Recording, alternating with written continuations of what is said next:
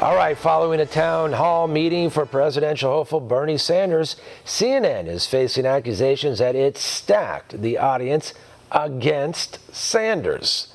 One America's Pearson takes a close look at the evidence. As Democrats start gearing up for the 2020 presidential race, CNN already seems to be narrowing down the list of candidates it wants to win. In a town hall event Monday night, Senator Bernie Sanders was greeted by audience members with suspiciously strong ties to the Democratic Party, leading to accusations that CNN stacked the audience against him. CNN called on one young woman who was described as a student at American University, who then launched into critical questions about the allegations of sexual harassment in Bernie's campaign. But CNN failed to mention that she is also an intern at Cassidy & Associates, a major lobbying firm in Washington, D.C.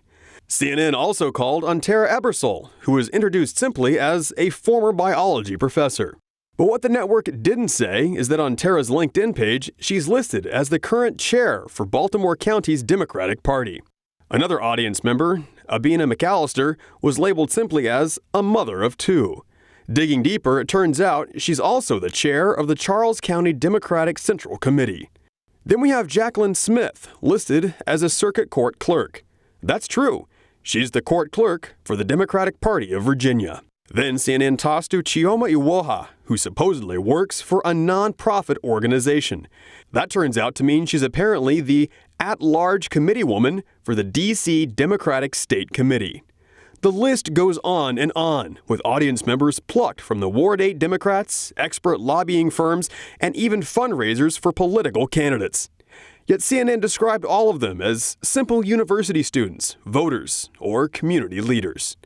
Analysts from Paste magazine have criticized the event, saying that since it was revealed the questions were asked by major lobbying firms, it raises doubts about what CNN's intents really were.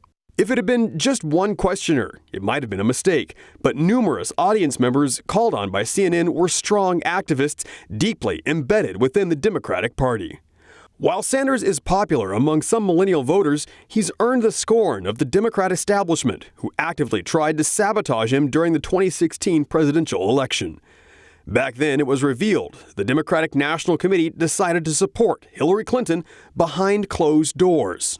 The DNC even admitted they had no obligation to listen to Democrat voters and would nominate whichever candidate they wanted. Now it appears CNN is back at it again, potentially meddling in the outcome of an election by deliberately portraying a leading Democratic candidate in a negative light. Pearson Sharp, One America News. Want to see more videos like this? Click on the link below and subscribe to One America News on YouTube, and call your cable provider and kindly demand that One America News is added to your lineup. Call and subscribe today.